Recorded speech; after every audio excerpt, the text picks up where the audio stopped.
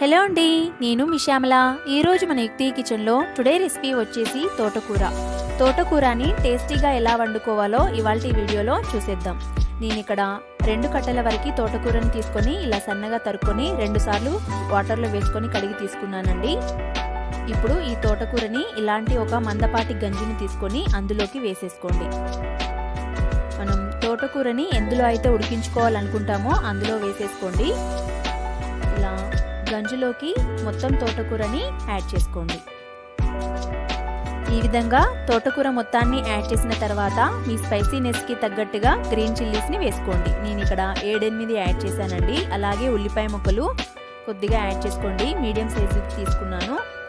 ఇందులోనే కొద్దిగా టమాటో ముక్కలను కూడా యాడ్ చేసుకోండి. నేను ఇక్కడ 3 పెద్ద సైజు ఉన్న టమాటోలను తీసుకున్నానండి. టమాటో ముక్కలని యాడ్ చేసుకున్నాం కదా, ఇప్పుడు కొద్దిగా సాల్ట్ని కూడా వేసేసుకుందాం. మీ రుచికి తగ్గట్టుగా సాల్ట్ని వేసేసుకోండి. అలాగే 1/2 టేబుల్ స్పూన్ వరకు పసుపుని కూడా యాడ్ చేసుకోండి. ఇందులోనే 1 టేబుల్ స్పూన్ వరకు ఆయిల్ని కూడా వేసేసుకోండి. ఆయిల్ని కూడా యాడ్ చేసాం కదా, ఈ విధంగా మొత్తం అన్నీ యాడ్ చేసుకున్న తర్వాత దీనిపైన మూతను పెట్టుకొని స్టవ్ ఆన్ చేసుకొని స్టవ్ మీద పెట్టుకొని ఉడికించుకోవాలి. ఇక్కడ చూడండి, మనకి తోటకూర అనేది ఉడుకుతుంది. 3 నిమిషాల తర్వాత మూత తీసి చూపిస్తున్నాను చూడండి. మనం వేసిన తోటకూర అనేది కిందికి పోయింది కదా. ఈ విధంగా మూత తీసి మధ్య మధ్యలో కలుపుతూ ఉండాలండి. నేను ఇక్కడ మొత్తం అంతా కలిపిన తర్వాత చూపిస్తున్నాను చూడండి. ఈ విధంగా మన తోటకూర అనేది అందులో వాటర్ అనేది ఉంటుంది కదా, వాటర్ కంటెంట్ అంతా పోయేంత వరకు బాగా ఉడికించుకోవాలి. మధ్య మధ్యలో మూత తీస్తూ కలుపుతూ చూడండి. మీడియం ఫ్లేమ్లో పెట్టుకొని ఒక 5-10 నిమిషాలు ఉడికించుకుంటే మన తోటకూర అనేది చక్కగా ఉడికిపోతుందండి. మీకు ఇక్కడ చూపిస్తున్నాను చూడండి. ఈ విధంగా మన తోటకూర అనేది ఉడికితే సరిపోతుంది. చూడండి, మొత్తం అంతా ఇలా దగ్గరికి వచ్చేసింది కదా తోటకూర అనేది.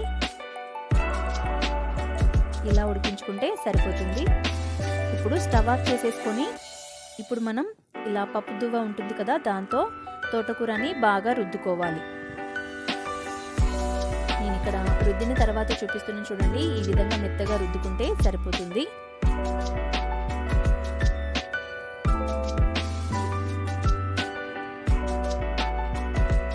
ఇక్కడ చూపిస్తున్నాను చూడండి. ఈ విధంగా తోటకూరని మెదుపుకుంటే సరిపోతుంది చూడండి. ఇప్పుడు మనం ఈ తోటకూరని పక్కన పెట్టేసుకొని మరొకసారి స్టవ్ ఆన్ చేసుకొని స్టవ్ మీద ప్యాన్ పెట్టేసుకొని అందులోకి 2 పావుల వరకు ఆయిల్ని వేస్తున్నానండి తోటకూరని పోపు వేసుకోవడానికి.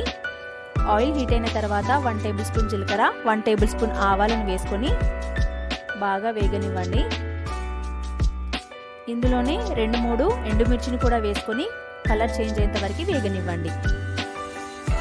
అలాగే ఒక 7-8 వెల్లుల్లి రెబ్బలను తీసుకొని కొద్దిగా జీలకర్ర వేసుకొని ఇలా దంచి వేసేసుకోండి. పచ్చగా దంచి వేసేసుకోండి. తోటకూరలో వెల్లుల్లి వేయడం వలన ఫ్లేవర్ అనేది చాలా బాగుంటుంది. ఈ విధంగా వెల్లుల్లి అనేది చక్కగా వేగిపోయిన తర్వాత ఇందాక మనం ఉడికించి పెట్టుకున్న తోటకూరని ఇందులోకి యాడ్ చేసుకోండి. ఇలా మొత్తం తోటకూరని యాడ్ చేసిన తర్వాత ఒకసారి పోపు అంతా కలిసేలాగా బాగా కలిపేసుకోండి. చాలా ఈజీగా ప్రిపేర్ చేసుకోవచ్చు. అలాగే టేస్ట్ కూడా చాలా బాగుంటుందండి. చూస్తున్నారు కదా, ఈ విధంగా మొత్తం అంతా కలిపేసుకోండి. ఒకసారి టేస్ట్ చూసుకోండి. సాల్ట్ గిన్నె తక్కువ అయినట్లయితే మరి కాస్త సాల్ట్ని వేసుకోవాలి. ఇక్కడ మరి కాస్త సాల్ట్ని వేసేస్తున్నాను. సాల్ట్ని యాడ్ చేసిన తర్వాత ఒకసారి మొత్తం అంతా కలుపుకోండి.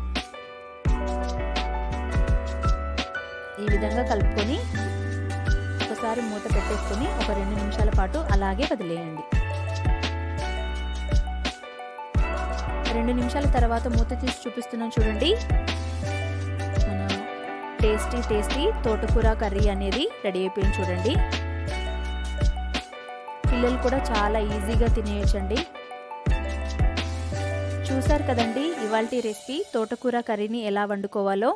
అలాగే తోటకూర అనేది హెల్త్కి కూడా చాలా మంచిది కదా. ఈ రెసిపీ కనుక మీకు నచ్చినట్లయితే ప్లీజ్ లైక్ చేయండి. అలాగే మీ ఫ్రెండ్స్కి షేర్ చేయండి. Thank you for watching.